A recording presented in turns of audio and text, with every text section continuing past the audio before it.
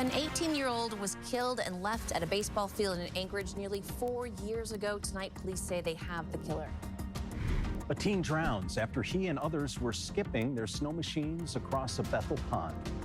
And there's money to paint a historic boat in Fairbanks, but the borough doesn't want the money, saying it comes with strings attached. And thunderstorms are developing across South Central with flood concerns still in effect to the north. I'll show you those latest warnings and how the weather will change for the second half of the week. You're watching Alaska's news source. I was very excited about this. And finally tonight, there's been an arrest after a murder of a teenager in 2021. Investigative reporter Johnson Kuhn spoke with the victim's grandmother today, who says she was starting to lose hope that justice for her granddaughter would ever come. Johnson. 24-year-old Damon Sterling Carlton Askim Hill was indicted Friday for the death of Katelynn Shelhamer. He's being charged with 1 count of first-degree murder and 2 counts of second-degree murder. Katelynn's grandmother says she thinks multiple people were involved. And the last thing she said to me was, "Don't forget me. Don't forget me."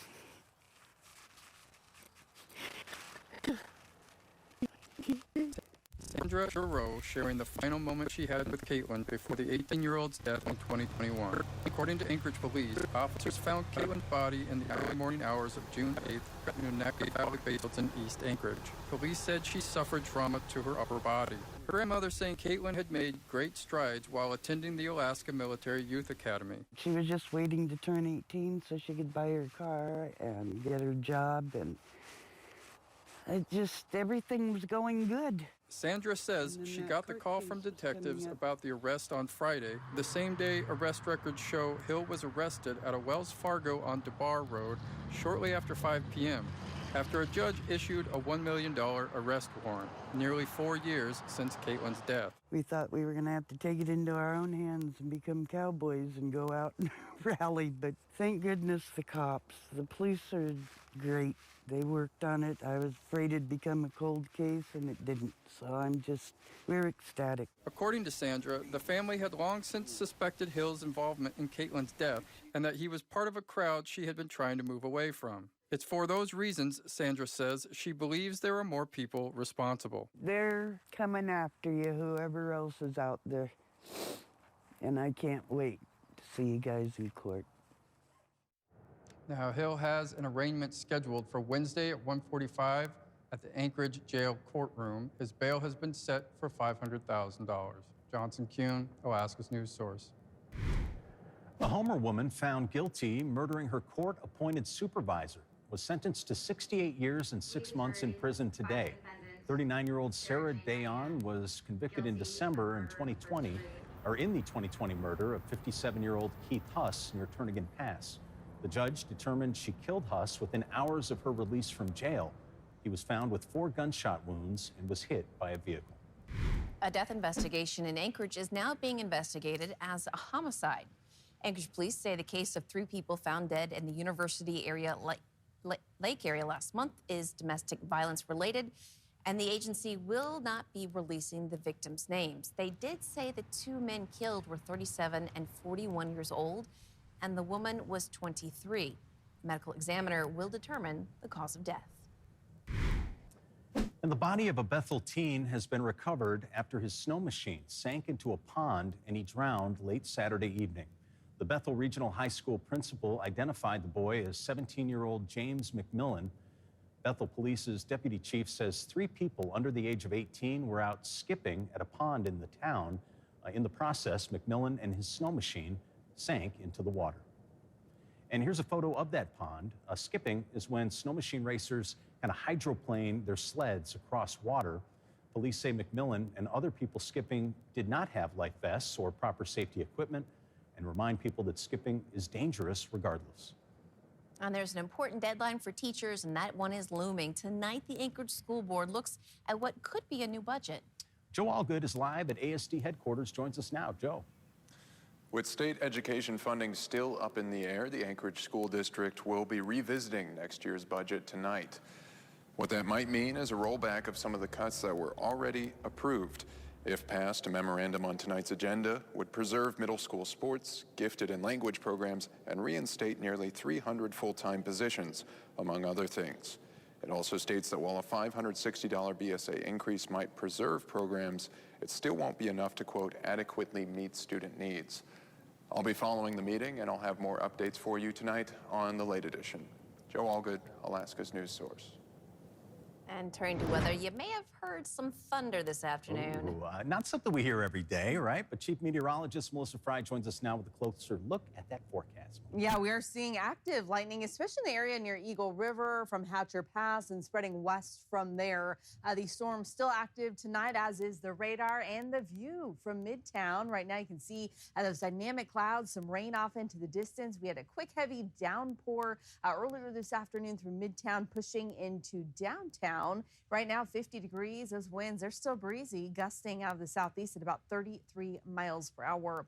And here's a closer look at that live radar. You can see active lightning again just across the inlet from Eagle River. Those storms developing up along the Eagle River hillside, pushing to the northwest from there. And then same story, we're seeing storms developing up near Hatcher Pass and then moving down the mountain to the west. So that is where we're seeing the most active conditions. Again, you can see those cells. They're in and around Palmer. We could see some additional lightning from those as well. Zooming in here a bit, you can see again where that yellow is highlighted on the map. That shows you where that more intense rainfall is, where we are seeing those thunderstorms developing. So in those areas, be prepared for heavy rain. The good news is it does come and go very quickly, and we'll get back to drier conditions heading into tomorrow. Further north, we do still have flood watches in effect along the Yukon River at Fort Yukon, and a flood warning in effect along the Kuskokwim River. This is at Kowskag.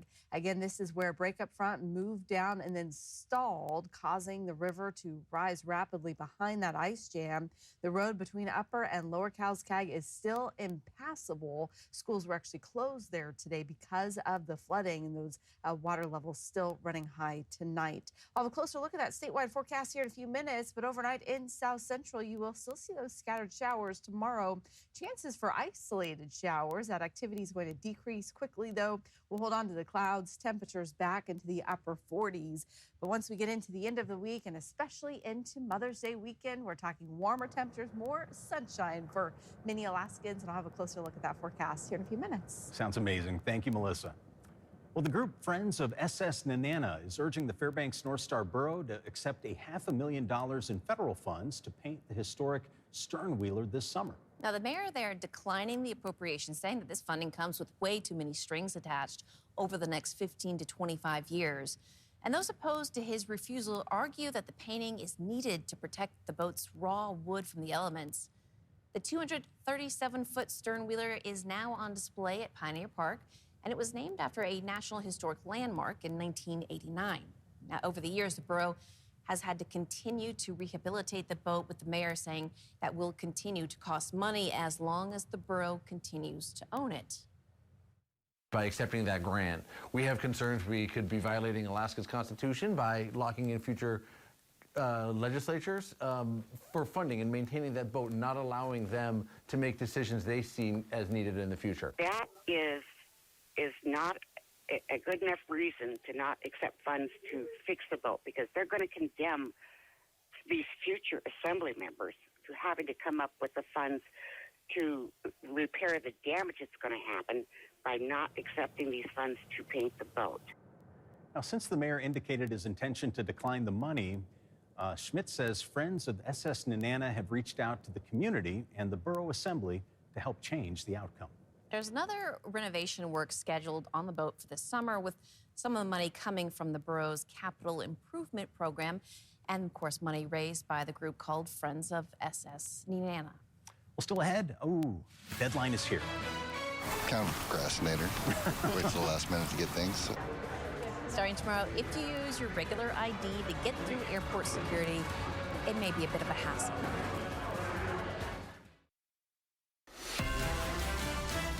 You're watching Alaska's news source. Kind of a procrastinator. Wait till the last minute to get things. Got places to be, got flights to take, and gotta have it. Gotta have that real ID. I was hoping they would push this one back for another 6 months, like they have been doing the last couple years, but they didn't. So here I am. I feel you. Hey, the deadline to get your real ID is tomorrow. And once those rules go into effect, you're going to need a real ID to fly, even domestically. You can still travel with a passport. Certain tribal or military IDs might work as well. But those flying with just a regular old ID risk facing additional screenings or other delays. The length of your delay will be determined by the number of other travelers who are also not ready for Real ID enforcement and who don't present the Real ID credential or another acceptable form of ID. This is a risk that you don't want to take. The TSA estimates that about 81% of passengers have already received their Real ID. Its full enforcement goes into effect tomorrow. Fans of podcasts, you'd like to listen to your news, check out the Alaska News Source podcast. Monday through Friday in the morning and evening, you'll get the top stories, the latest weather. Search for Alaska's News Source wherever you get your podcasts. Thanks for listening. Click subscribe so you can get the latest podcast from Alaska's News Source automatically. And stay up to date with breaking news and in-depth reporting available for free 24/7 with the Alaska's News Source app.